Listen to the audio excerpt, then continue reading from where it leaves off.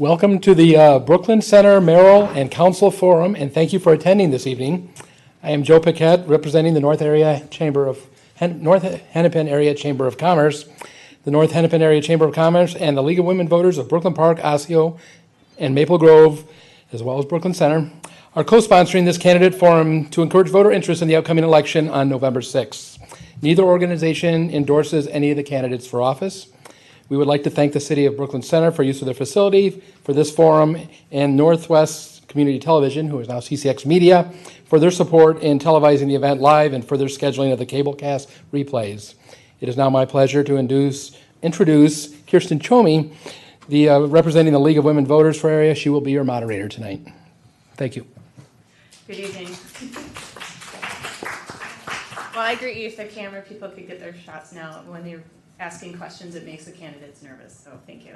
Good evening. On behalf of the League of Women Voters, I'd like to welcome you to the Candidates Forum this evening. We're pleased to give you, the voters, the opportunity to get to know the men and women vying for your vote. Our number one goal is the community engagement of informed voters. We are so thankful that you joined us. The League of Women Voters is an organization that is nonpartisan and volunteer-based. It is organized at the local, state, and national level to encourage citizens to participate in government. While the LWV members do study and take stands on issues, we do not endorse nor support political parties nor candidates. The LWV does encourage its members as individuals, as we encourage each of you to get involved in your community and the political party of your choice. However, the views expressed in this forum are those of the individual candidates and not those of the League of Women Voters. By sponsoring this forum this evening, the League provides an opportunity for citizen participation and exposure to the candidates, but again does not provide an endorsement of any kind. All viable candidates were invited this evening, and we are happy that they're all here. As Joe said, the first forum we have this evening is for Mayor and City Council for Brooklyn Center. In tonight's forum, the candidates will start with their opening questions that they all received in advance to prepare for tonight, in which they have 1 minute to speak. Then our candidates will have up to 30 seconds to respond to each of the questions that are coming from the audience. Finally, at the end, they will be given 1 minute for their final statements. Candidates, the League would like to request you to refrain from making any personal attacks of your fellow candidates. I'd like to take this moment to point out our timekeepers for this evening. They will show you when you have 15 seconds left to speak, and then they will show you when your time has expired. Please finish your statements at that time, as I will be directing the next speaker's turn. Our ushers are handing out cards and pens as needed for your questions. Please raise your hand and give a card to receive a card for our ushers and for our ushers to collect them, and so that I can ask them to the candidates. The following are our guidelines for your participation. Number 1, the question cannot be an attack on any candidate. Number 2, the questions may not have already been asked, and questions of a similar nature may be combined back there. And number 3, please write legibly so I can ask your questions. Can't read what I can't read. Audience, please remember to silence all your communication devices at this time, as the co-sponsors have agreed that no unauthorized photography will take place once we start the questions. Remember, CCX 12 will be broadcasting and rebroadcasting tonight's forum, and copies are available upon request from CCX TV. All right, we'll start with the questions that you received in advance. Our candidates for mayor are Mr. Mike Elliott and Mr. Tim Wilson. Then our candidates for city council are Mr. Alois Bilek, Mr. Don Baumgartner, Ms. April Graves, and Mr. Dan Ryan. So the first question is, and don't forget, pay attention because I go all over the place. So don't get sleepy and expect you to know where the question's going. All right. Now brag about your city. Okay, here we go. The first question is, what knowledge and experience or attributes do you possess that will make you the best person for the position you are pursuing? Mr. Mike Elliott. All right, good evening, everyone. It's my pleasure to be here. I'm grateful for the opportunity to be a part of this forum with my fellow candidates, and just happy to be here. What knowledge and experience and attributes do I possess? Well, first of all, I've got a long history in Brooklyn Center. I bring over 20 years of experience living and attending school in the area. I grew up here. I attended Palmer Lake Elementary. I attended Brooklyn Center Junior Senior High and graduated from there. And then went off to Hamlin University, where I studied international management and political science with focuses in economics, finance, and accounting. I'm a software engineer and a business owner, and above all, I'm a father. I care deeply about our community. And in my years here, I have served on the board of SEEP, currently serve on the City's Charter Commission. I've been involved with the Brooklyn Center Police Department as well. So those are the experiences that I bring to this. Thank you. Mr. Tim Wilson. Thank you very much. I am also glad to be here this evening. I do want you to recall, though, that this is 9/11 and the terrorist attacks that happened in 2001. So if they're not on your mind, please think about that. Experience that I have joined the Rotary Club a couple of years ago, and they have a statement, a four-way test of things that we think, say, or do is a test used by Rotarians worldwide as a moral code for personal and business relationships, and I happen to believe in it. And the first one is it the truth? Is it fair to all concerned? Will it build goodwill and better relationships, better friendships? Will it be beneficial to all concerned? And that's pretty much the philosophy I have had for a number of years as the mayor of Brooklyn Center. I've spent 8 years as a city council person in my hometown in the 80s up to 1990 and moved here. And then I've served on the charter, planning and zoning, and I've been the mayor for 12 years. I'm waiting for her to flip it.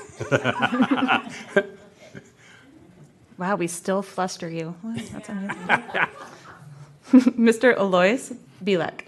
Thank you so much for having me tonight. My name is Alois Bilek. I've been a resident of Brooklyn Center all my life. I grew up here. I watched my community grow. I watched it dissipate. And that's why I'm running for city council.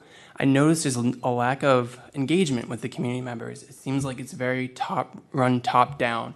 We don't have a voice, and many community members have left. And that we aren't getting engagement from the new community members that are moving in. It's important that we actually try to develop a plan to make ourselves a better community that people want to live here and stay here and grow here. I went to Brooklyn Center Elementary School and Brooklyn Center Middle School, the high school there, and I graduated over at Fridley because I finished up my coursework over there. And then I went to North Hennepin, where I got my associates in business administration and my associates in liberal arts. And then I went to Metro State Politan University and graduated there with a business in administration. I really want to run for city council and be elected because I want to give you guys your voice back. We need to be able to have engagement with our community, actually grow our community again so that we can have a fair say in what happens here. Thank you. Thank you. Mr. Don Baumgartner for city council. Yeah, I'm Don Baumgartner. I've been a homeowner here in Brooklyn Center for over 22 years. I have a degree in law enforcement. I've been on the Brooklyn Center Charter Commission since 2015. I've been an election judge since 2012. I was a small business owner here in Brooklyn Center. I'm now retired. I've refereed broomball for 13 years, umpired softball for 17 years, including here in Brooklyn Center for Joe Erickson. I umpired the Thursday night Open League, which was widely considered the best, most competitive league in the state. Previously, I lived in Brooklyn Park for 17 years, where I coached multiple youth athletic teams for almost 10 years, sometimes coaching 2 teams at the same time. Door knocking a few weeks ago, I ran into a guy that I had coached in hockey years ago. He's going to vote for me, and he's got my campaign sign in his front yard. Thank you. Thank you. Ms. April Graves for city council.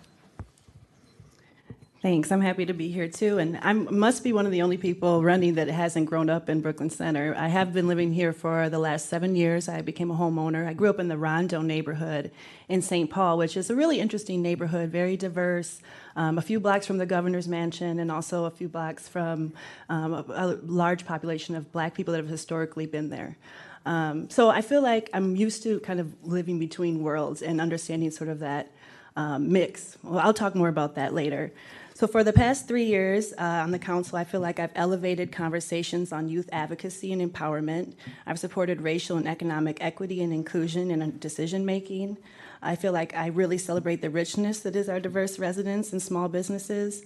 And I ask good thought and conversation-provoking questions. And I think anybody that knows me will know that I do that. I have a bachelor's in social science and creative writing from Metropolitan State University. And I also am a single mother of 4. I was a teen mother. I was the first in my family to go to college and get a bachelor's. And I have a public health job that makes me think about how we can be preventative on the front end instead of intervention later. Thank you. Thank you. And Mr. Dan Ryan, also for City Council. First, I want to thank the League and the Chamber of Commerce for the opportunity to be here with you tonight. Thank all of you for joining us. With more than 40 years in the city, Brooklyn Center is my hometown. I know its history. I recognize its challenges. I understand the struggles of the hardworking men and women who live right here in Brooklyn Center. I was a materials and purchasing manager before retiring in 2011. I have a bachelor's degree from the University of Minnesota, and as a student intern with the Minneapolis Housing and Redevelopment Authority, I worked on the Hennepin and Lake redevelopment project. I have served on the council since 2007, so I know how the city can and should operate. I make sure to respond to everyone who contacts me and to show everyone the respect they deserve. I'm always available. My door is always open.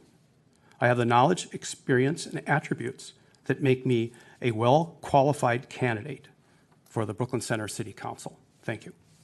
Thank you. Our next question. What are the most critical issues facing the City of Brooklyn Center over the next several years, and what policies will you support or initiate if elected to address these challenges? Our first responder will be Mr. Wilson. Thank you. We have a number of critical issues here in Brooklyn Center, as does any city within the metro. It's a first-string suburb. We need to bring in better jobs. We need to bring in more redevelopment. We need to build our tax base. A few years ago, Mayor Lampe and Brooklyn Park and I created the Brooklyn Bridge Alliance for Youth. So we're working with youth as much as we possibly can as well.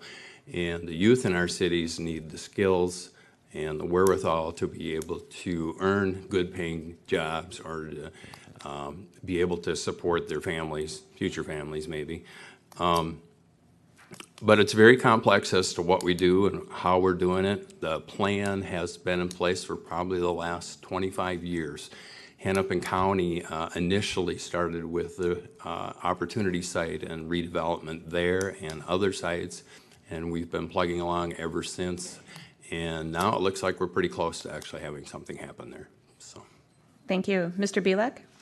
So the most critical issues I see happening in our community is the lack of engagement. If we don't have an engaged community, they're not willing to stay here. They're going to leave. And we need to have better opportunities for people, young people and people that are willing to start their own businesses here so that they can afford affordable spaces to start up a business so they can work towards improving the city and building better things for the city.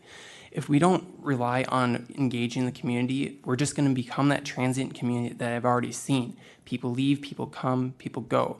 And if we want to grow the city and actually prosper, we have to have more input through the members so they feel a sense of loyalty and connection with their city.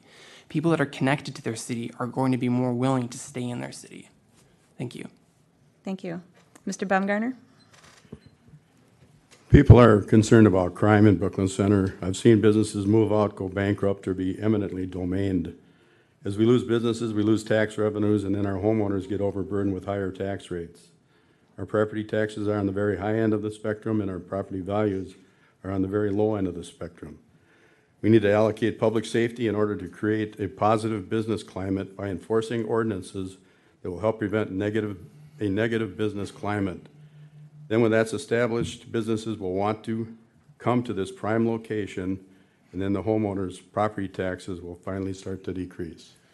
Thank you. Thank you. Ms. Graves? It was hard to pick one thing, so I had a bit of a list, but I kind of put it under the umbrella of community cohesiveness through increased community engagement and better communication.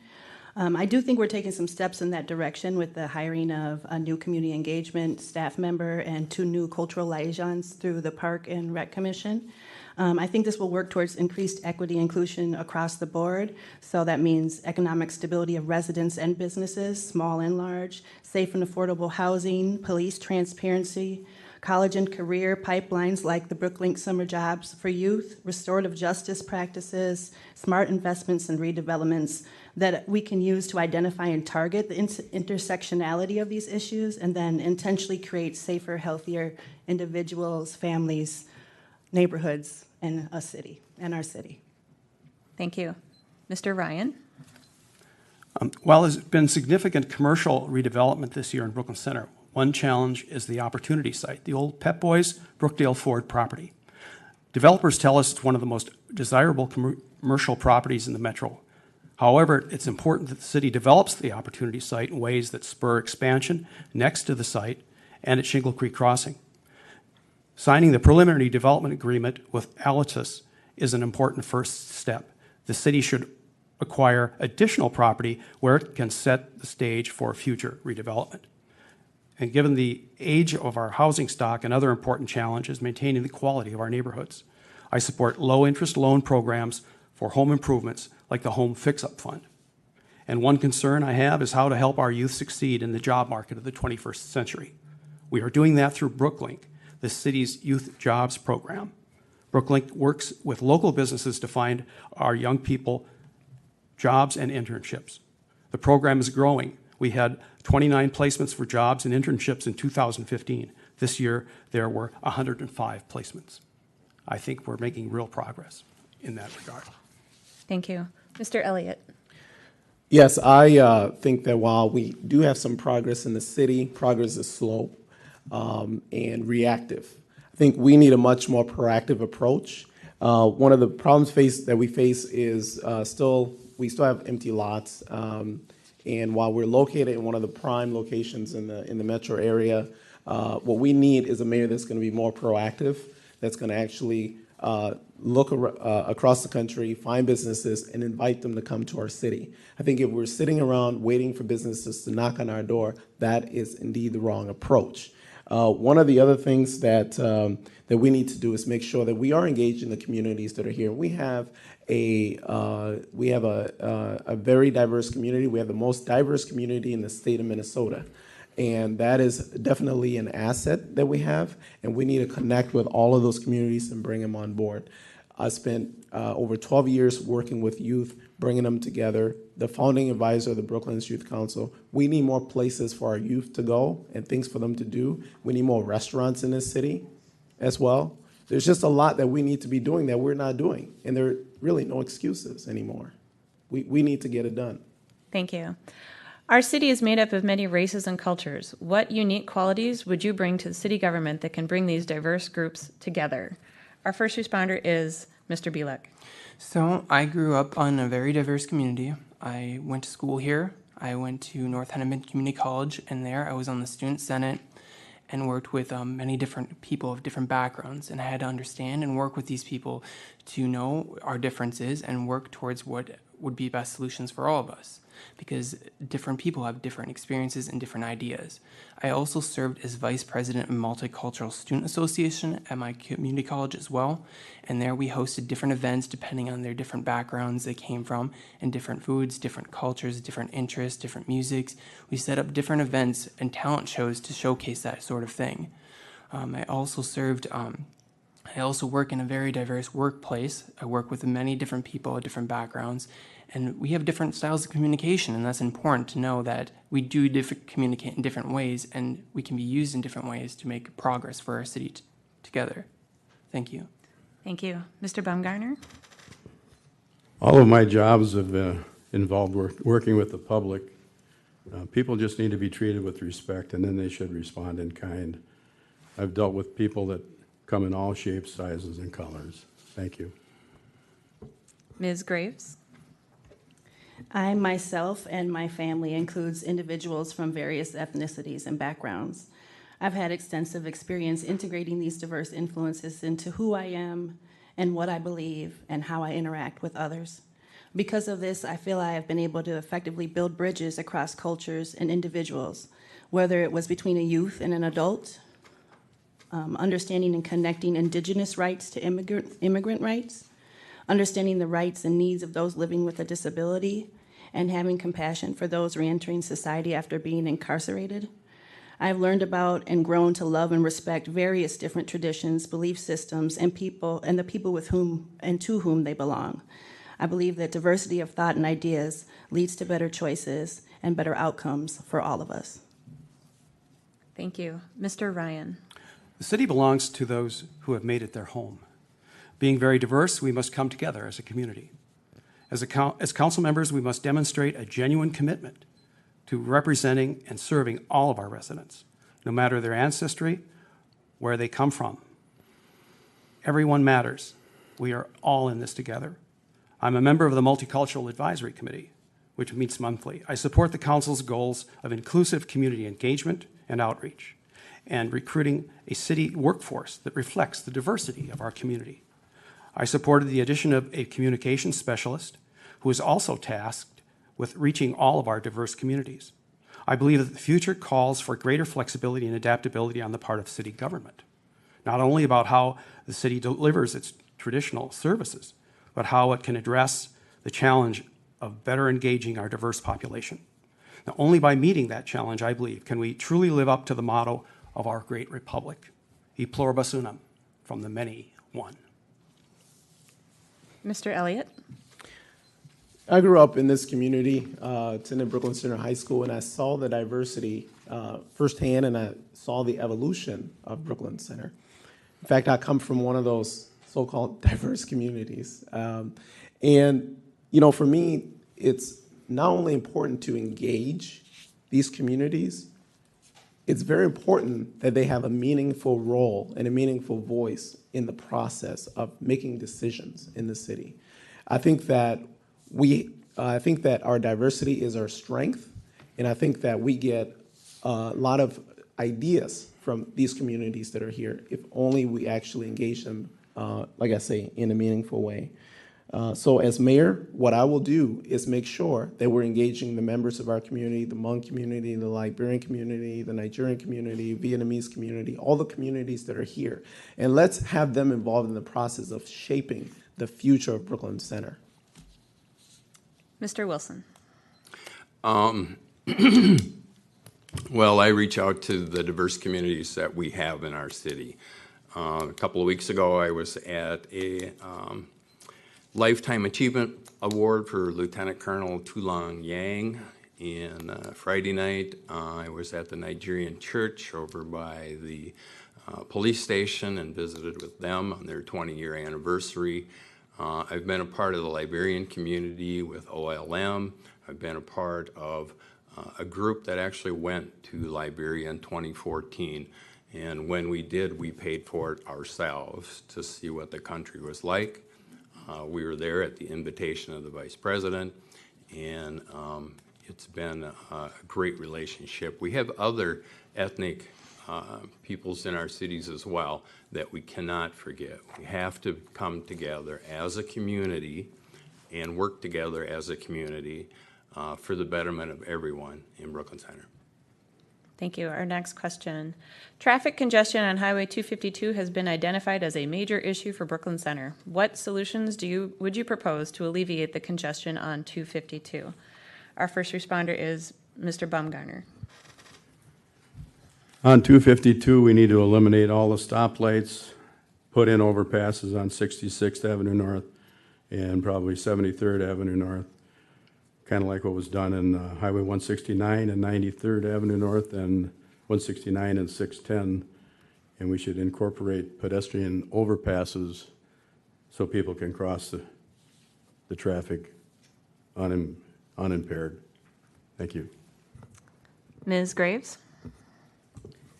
The city staff and the city council have been working on this issue for at least as long as I've been on the council.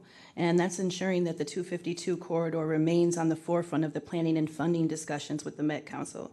They have hosted the staff has hosted listening sessions with area residents to incorporate their input and feedback, and have built partnerships to collaborate and identify and then draft possible solutions. I think that we can ensure that the council and staff will continue to do all these things moving forward. Mr. Ryan? We all know how congested and unsafe State Highway 252 has become. Given the lack of action by the state of Minnesota, Brooklyn Center took the lead by initiating a study to address safety, congestion, and access to the neighborhoods along 252. The council decided to remove 2 unsafe signal intersections, closing one and converting another to an interchange. The improvements in our section of 252 will be a freeway interchange for 66th Avenue, closing 70th Avenue, and building a pedestrian overpass at 70th. The design concept adopted by the City Council also includes transit, pedestrian, and bicycle safety improvements along the corridor.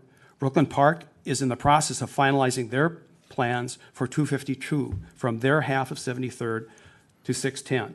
There is dedicated funding. The project should go ahead in 2022. Converting Highway 252 to a freeway will be a major improvement in terms of safety and relieving traffic congestion.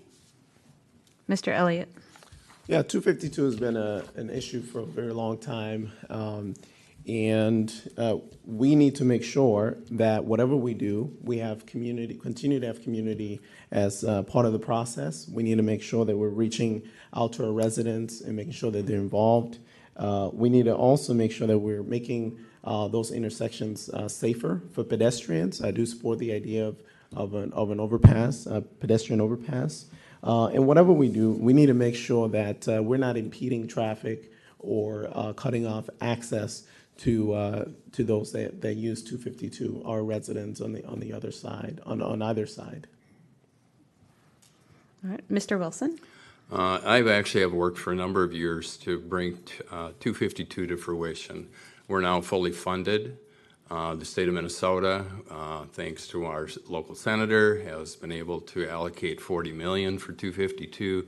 We took on a survey early on, and we got some funding as well for 252. More importantly, to address the traffic that's on it, though, we're working with DOT, we're working with Brooklyn Park, we're working with all the entities in that corridor from 85th all the way down to I-94. And as Councilmember Dan Ryan has mentioned, we have been told by DOT that construction could start in 2022. The funding's there. They now are putting together plans and doing citizen meetings and forums to determine what would be best for that corridor. And Mr. Bielek. So this is one of the major issues that I'm running for, because nobody is caring about the people in the eastern Brooklyn Center and the western part right by 252. We are having multiple meetings regarding this 252 corridor, and nobody is really listening to our concerns or addressing our concerns. They're speaking at us. So we aren't getting our input put in there. The reason why is if people were there at 252 and stood there all day, they would be able to see the interchange and see the actions that people are doing. At that stoplight on 66, one of the major reasons why it's one of the most dangerous intersections is because the engineers that designed the freeway system were not smart enough to realize that people are going to do U-turns right there on the intersection to get onto Highway 100 South. And nobody is finding that solution. Even if we put a freeway all the way up to Brooklyn Park, it's not going to alleviate the problem with the fact that people coming out of the city from I-94 are not going to be able to get on 100 South. And that's why people are doing U-turns there. I think that the people on the council, even that they have not come out to reach towards us and had our consultation about what we want for this area. And it's not really fair to our community members that aren't being addressed properly, because these meetings aren't doing anything. And our opinions aren't going to matter to them. Thank you. Our last 1-minute question before we move to the audience questions. Local businesses are taxpayers, but often not voting residents. In what way will you reach out to best understand their needs and provide for fair representation in the city council decision-making? Please share your thoughts. First responder is Ms. Graves. I think it's simple. Go to them and ask them. When I go to the gas station or the grocery store or any other place in the city, I like to get to know the workers that are working there, the managers, and if they're available, the owners. I try to build relationships with them and ask them about what their concerns are and also what their successes are. I connect with other community groups who focus on businesses and job creation, and I listen to find ways to connect them to others in the community who can support or collaborate on ideas or issues that are raised. I also have set up different opportunities for organizations and businesses to present to council during designated study and work sessions, and I will continue to do all these things moving forward. Thank you. Mr. Ryan? I've always welcomed input from our business community. City staff members attend Brooklyn Center Business Association meetings, and I do as well. I know a number of small business owners who belong to the BCBA. I always like hearing from them. I worked in a small business in Brooklyn Center as a young man, Christie's Auto Service. I'm very familiar with those owners. I appreciate their struggles. This year, the city added a business development specialist to our staff whose responsibilities not only include bringing in new business, but also to reach out to local businesses to determine what city policies should be updated. For example, I would like more feedback from local businesses on city licensing procedures. I would like to revisit the sign ordinance. I believe that at present it is too restrictive. We recently revised our liquor ordinance to reduce our licensing fees to be competitive with our peer group cities. This should help us to attract more restaurants.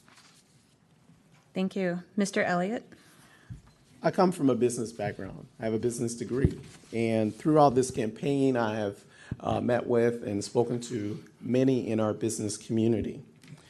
And I think it's very important that as a city who has not, in many cases, lots of businesses that we're lacking, I think it's very important that we listen to our business community in order to find out what we need to do better to grow our local economy. One thing I plan to do as mayor is to make sure we have a business development center where entrepreneurs who are looking to start and grow businesses here can walk in and get their questions answered. I think we need solutions to accommodate smaller businesses as well in this city. A lot of the new retail locations that are being built are exorbitantly expensive. We need a sort of small business mall, and that way we can take advantage of all the entrepreneurs that we have in the city here in order to grow our local economy and eventually shift some of the tax burdens from our residents, and property taxes keep going up every year more toward the businesses. Thank you. Mr. Wilson? That's an interesting question. We have started now a pop-up market for entrepreneurs on Saturdays this summer as a test case. And we've had as many as 30 entrepreneurs that have been there. And these are small entrepreneurs that are looking to grow and to be better businesses. We hope to be able to come up with some permanent space that we can use for them to be able to do better next summer. And we have hired a business analyst, and we have hired staff now to work with local businesses, to work with new entrepreneurs, to bring business into the city. What we really need to do, though, is the underutilized properties, and we're working hard on them as well, need to be redeveloped. And we have a good developer now in place who's putting plans together for the opportunity site, and we're studying that, but that raises our tax base and lowers our property taxes for those of us who are residents. Thank you. Mr. Bielek? So I think we should approach this question a little bit differently. I think we should be looking at our community members and seeing what kind of businesses they want in their area and what kind of places they would like to shop at. Because a lot of this development that has been done has not been consulted by our community members. Like Top Golf, for example, a lot of people did not know that was going up, and they did not appreciate that going up in their backyard. I would support working with these local residents to work with them to get small businesses to develop with them so they can own businesses and they can develop jobs and careers here. Thank you. Okay. And Mr. Baumgartner? The city needs to pass and insist upon enforcement of business-friendly ordinances. The city needs to develop a marketing plan that shows how friendly the city is towards businesses. The city needs to prove that it is managing crime and vagrancy type issues. Whether or not a business owner is a voter in Brooklyn Center should have no bearing on how the business receives attention to their concerns. Thank you. All right, we're moving into the questions from the audience, in which you have 30 seconds to respond. So you're on your feet. All right, ready? First question. There is currently a proposal in discussion in Brooklyn Center to raise the legal age to purchase tobacco products from 18 to 21 years. If you were mayor or council member, would you support this ordinance? Why or why not? First responder is Mr. Ryan. Absolutely. I support the Tobacco 21.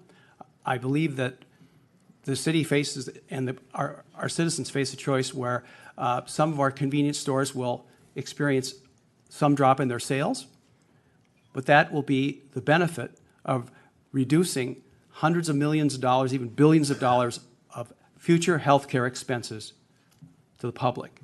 I think ideally we should have a Tobacco 21 ruling or law passed at the state level, but because the state has not taken action, cities Thank have you. stepped up. Just reminding my timekeeper, 30 seconds for these. Mr. Elliott. Yes, so part of my experience has been working as an outreach coordinator for the Northwest Hennepin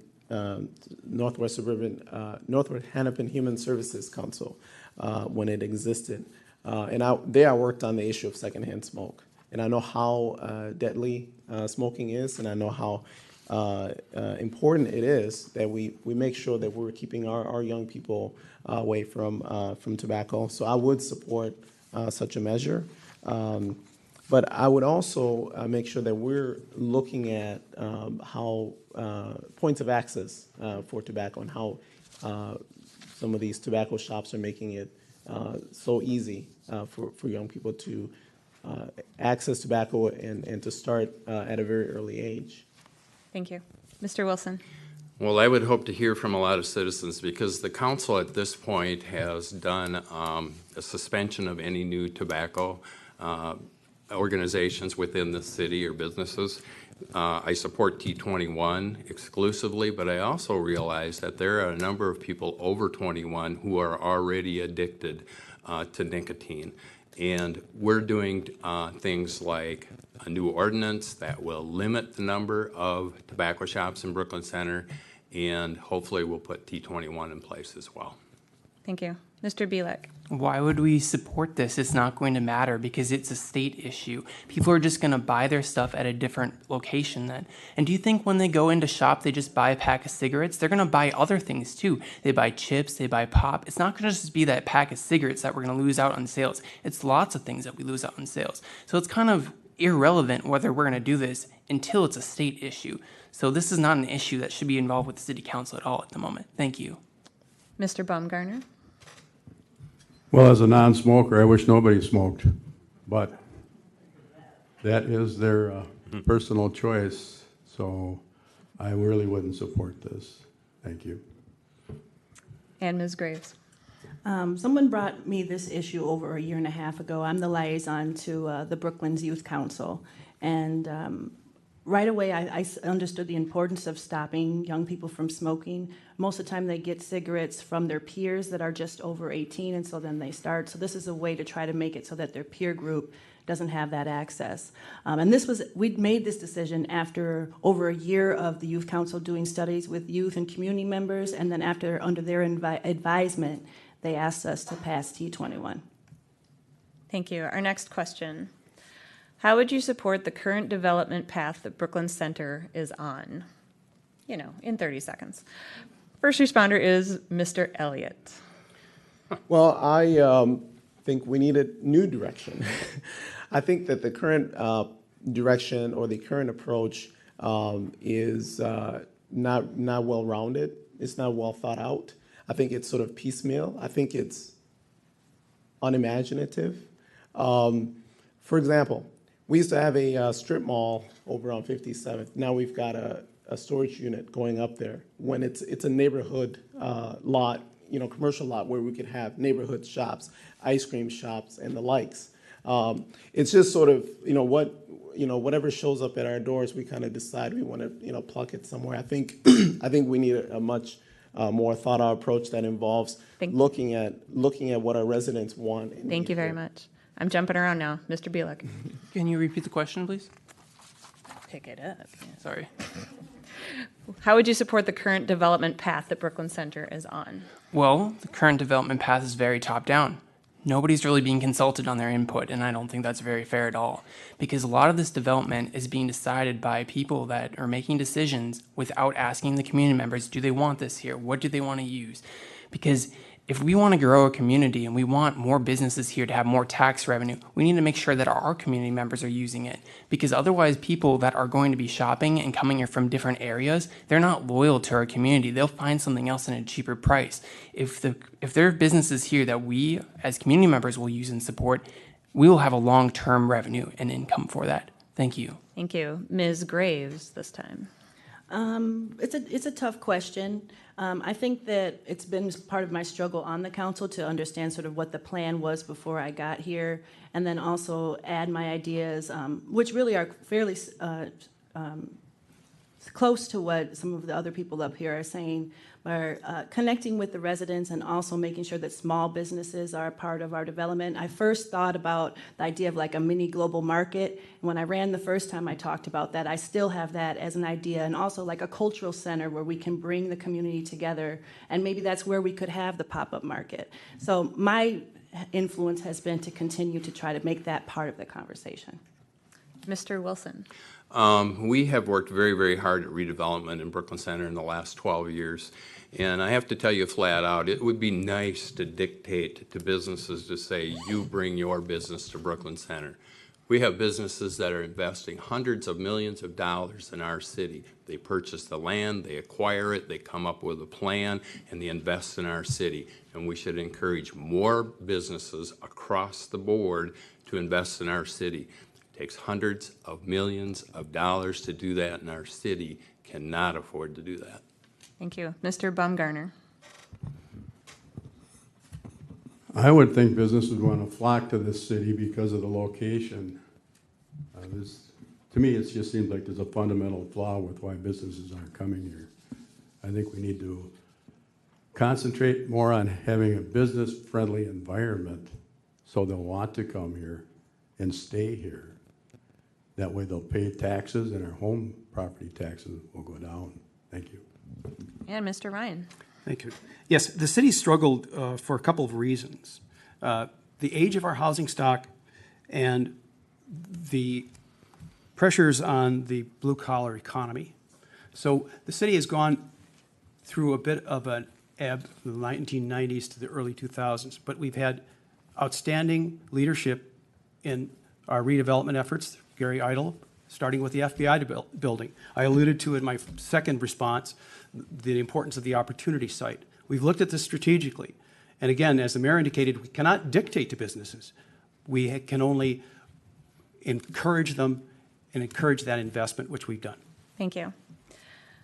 Next question. How do you feel about the use of social media to communicate with Brooklyn Center citizens? For example, messaging to citizens using Facebook or other means. First responder, Mr. Wilson. Well, I would hope people are on the internet and are visiting the city's website, the police department's website, the department websites. We have a ton of information already there. We have new communication specialists as well, and they're on Twitter, they're on Snapchat, they're on Facebook as well. So we're leveraging the internet as much and as well as we can. Yeah. Mr. Elliott? Certainly. As a software engineer who builds these applications, I think that we can do a lot better at reaching our residents. There are a lot of things that happen in the city that folks are unaware of. As I've been door knocking, folks are asking me, what's going up there? What's happening there, on this site? So certainly we should redouble our efforts, definitely, to make sure we're delivering information to our residents through all those mediums. I think we need a city app as well, where folks can become aware in real time of what issues the city council is taking up and be able to deliver input on that. Or if something's happening in the city somewhere, folks should be able to alert the city and let them know what's happening so we can respond accordingly. We can do a much better job at that. Thank you. Mr. Baumgartner. I think that's a double-edged sword. There can be misinformation put out on the internet, fake news, if you will. Today, Brooklyn Center event, somebody had posted on here that this forum tonight was supposed to start at 5:30, and everybody else had the information at 6:30. I called the city clerk to find out what time it was going to start. They couldn't tell me. So finally, the city clerk got back to me and said, yeah, 6:30. I can promise you, we've never started a forum at 5:30. Misinformation. I know. Double-edged sword. Mr. Ryan, please. Well, I think the city should do more with social media. And we have staffed up. We do have those sites that the mayor has mentioned. And I think it's really important that the city engage our citizens through whatever medium that they are comfortable with. We have the traditional means of the newspaper, which is primarily our older citizens, but we've also seen the decline in our local news coverage. And I think that creates a void, and that social media can fill that void if used responsibly. Thank you. Mr. Bielek. Yes, I definitely support the use of social media to reach out to our community members more. I see a lack of it because it's really hard to find out information on what's going on unless you go to the website. And that's not the greatest way of communicating with people, especially when details are not there and you can't follow up with them and ask them a question right away or get a response right away. I actually used social media to reach out to people when I was on the Student Senate at my community college and when I was working on Multicultural Student Association at my community college as vice president to get people to join. I would find out what people are attending the college based on their profiles, and then I'd reach out to them and ask them if they're interested in joining and helping out with things. Thank you. Ms. Graves. Yeah, I definitely think that social media is necessary. I know that when I first was on the council, we didn't have as much of a presence, but as the mayor and council member alluded to, we have hired a communication specialist, and she hasn't been on staff for that long, but I do think there's been an improvement in the communication level.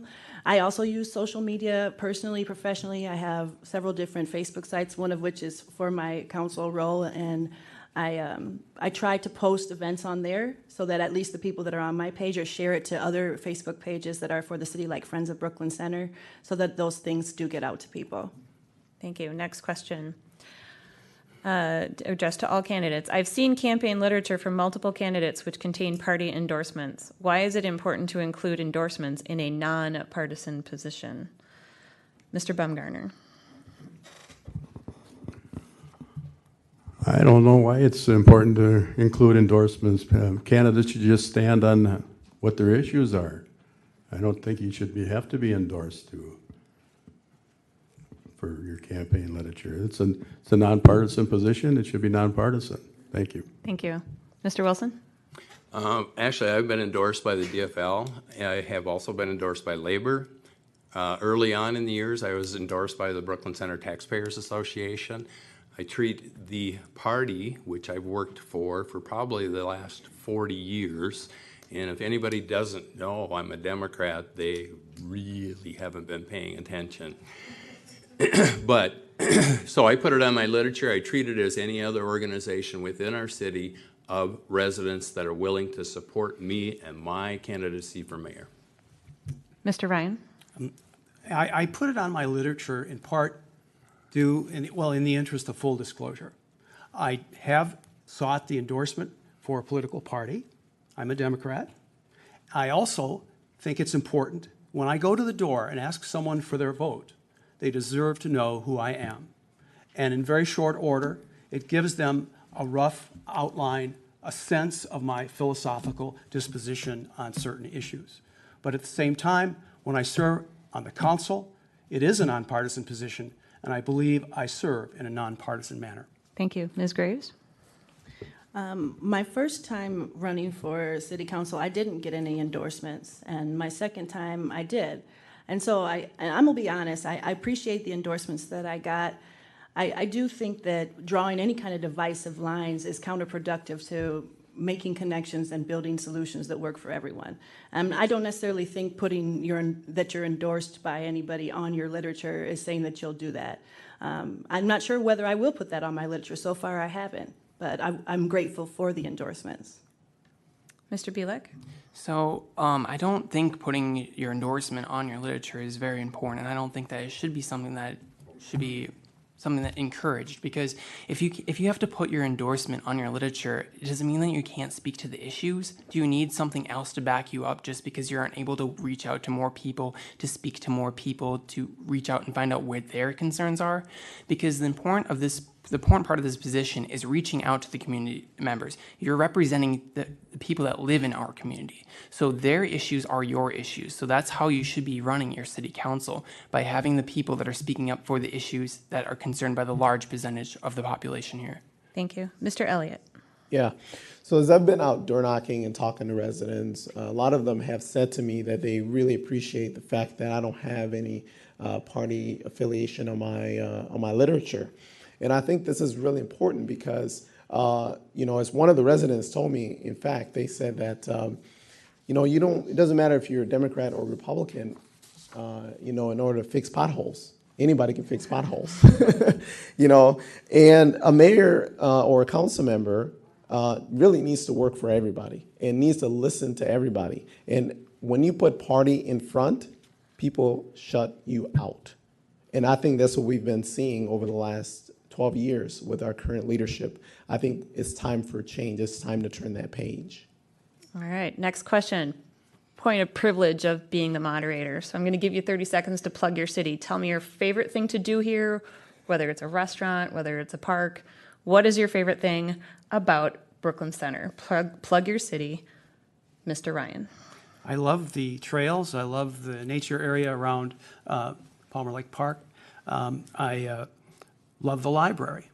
I love to go for walks. And I really love walking through all of the neighborhoods in the city, which I get the opportunity to do in every even-numbered year, whether I'm running for office or whether I'm campaigning for another candidate in an off year. I love speaking to our residents, the people of my city I love, my hometown. Mr. Baumgartner? Well, I like my neighborhood. It's kind of a quiet neighborhood. Don't have too many problems there, a few, but not too many. I like the parks. I think Evergreen Park's a great park. I think it should be utilized more. I think our kids should be utilizing our parks more. There's so many facilities there. The kids aren't using them. I think we need to get Park and Rec involved in getting kids to come there from other parks to utilize these great facilities. Keep them out of trouble. Be good for their lifelong learning experiences. Thank you. Mr. Wilson?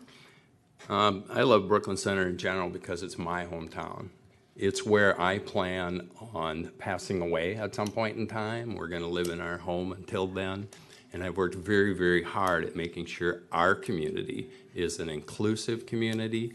I've worked with a number of different groups within the city that I mentioned earlier.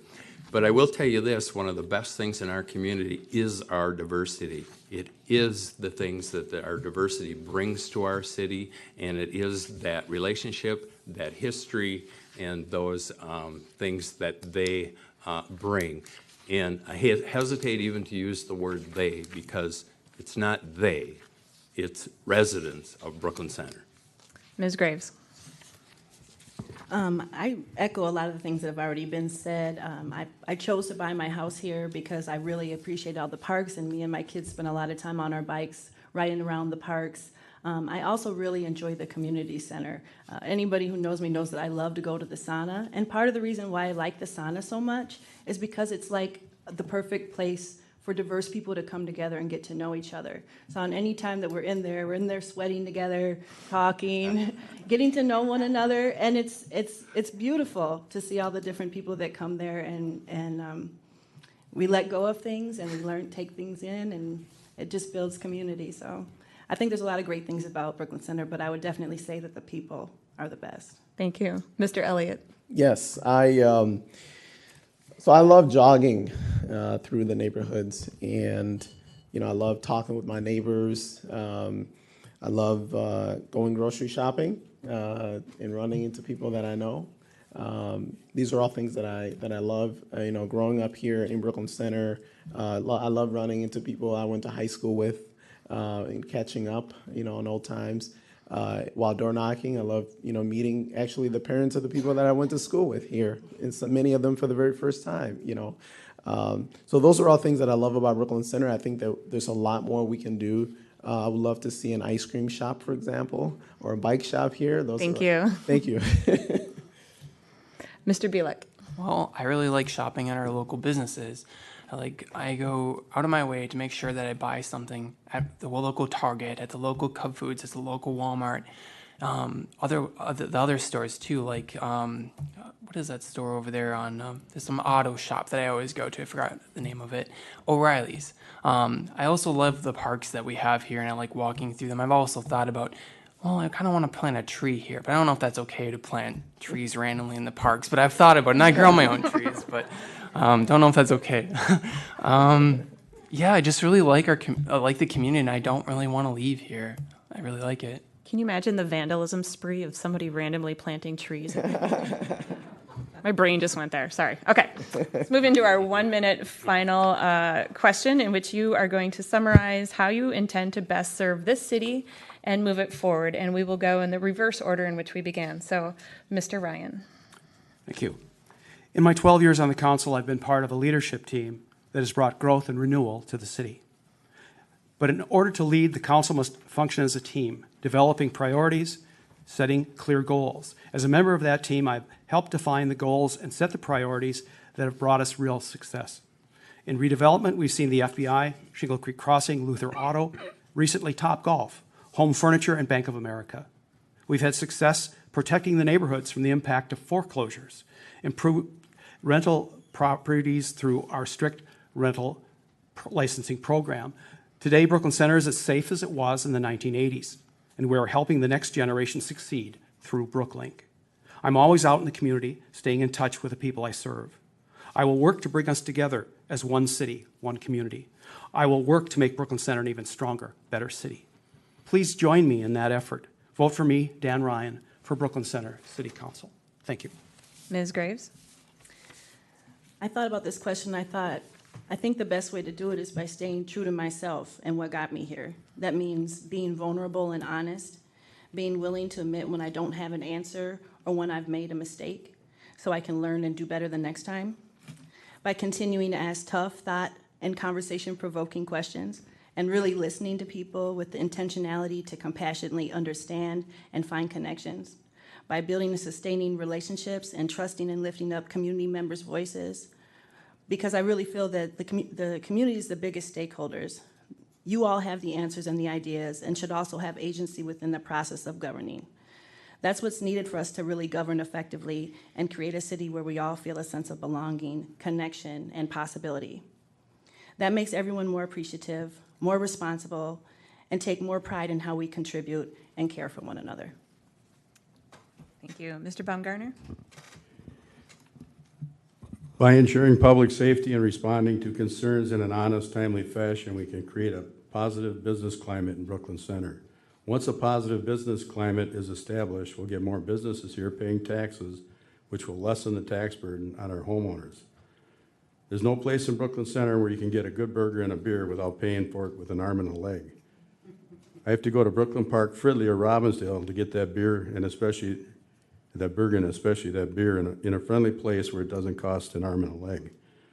Once we've established a positive business climate, we'll get more businesses and tax revenues, so finally the homeowners will get some tax relief. Thank you. Build me a good beer place, I will come. Mr. Bielek. So, the reason why people should vote for me is I really want to change how the city is run. I want us to start working as a community member to have these ideas and work with our community members to redevelop these properties and what our community members will use.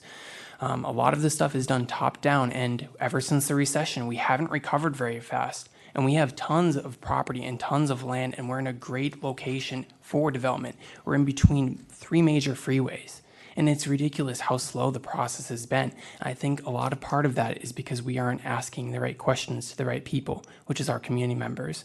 And we need to get more of their input involved to be able to have a successful and growing community. Thank you. Mr. Wilson? I retired a couple of years ago as a chief technology officer with the state of Minnesota, so I understand technology in and out from the get-go. I ran the state's HR, payroll, accounting, procurement, had a staff of about 70 as well. We've brought those ideas, that technology into city government as well in the last 12 years. It is a slow process. I don't think anybody has said that government operates in fast mode or gets things done in fast mode. But there again, with redevelopment and all the other things that we have going on, if people are coming into the city to invest hundreds of millions of dollars, they don't just say, we'll build it for you tomorrow. They take a year, they take 2 years, they take 3 years to study the area, to see what the clientele is, to see whether or not their business can continue to operate in Brooklyn Center, and whether or not they can afford to make a profit as well. So far, we've been very, very fortunate in having the FBI, Luther's. There is redevelopment on just about every corner of the city of Brooklyn Center already, and there's a lot more coming. And finally, Mr. Elliott. Yeah, so this has been my great pleasure. As I've been out with my daughter, 11-year-old daughter, Michelle, we've been door knocking. We've gotten a chance to talk with a lot of residents. And a couple of days ago, a resident asked me a question that I thought was quite insightful. He said, we're a city of 30,000 people. Where's our ice cream shop? Where's our theater? Where's our bike shop? Really important questions. Just this evening, there was a couple who said they come from a town of 2,000, and they had these things. And the thing that I hear most often from residents as I go door to door is that folks are ready for a change. Over the last 12 years, we still have a lot of empty commercial lots. We have a lack of opportunity for our youth and heavy tax burdens. It's time for us to grow our local economy, revitalize our neighborhoods, create better jobs, and get more members of our community involved in the process. So I'm asking for your support in this election so that together we can meet the challenges that we face and create a brighter future. Thank you. Once again, on behalf of the League of Women Voters of Brooklyn Park, Osseo, and Maple Grove, and the North Hennepin Area Chamber of Commerce, I would like to thank the candidates for agreeing to participate in tonight's forum, and we wish you all the best of luck. I would also like to thank the voters for attending and participating by submitting excellent questions, and I would like to thank the viewing audience as well. Remember that if we couldn't get to your question tonight, or you have further questions for the candidates, we invite you to contact them directly with your concerns. Please remember to get out, vote on or by Tuesday, November 6th. Remember, we have early voting in Minnesota, and your vote truly, absolutely counts. Thank you, and have a good evening.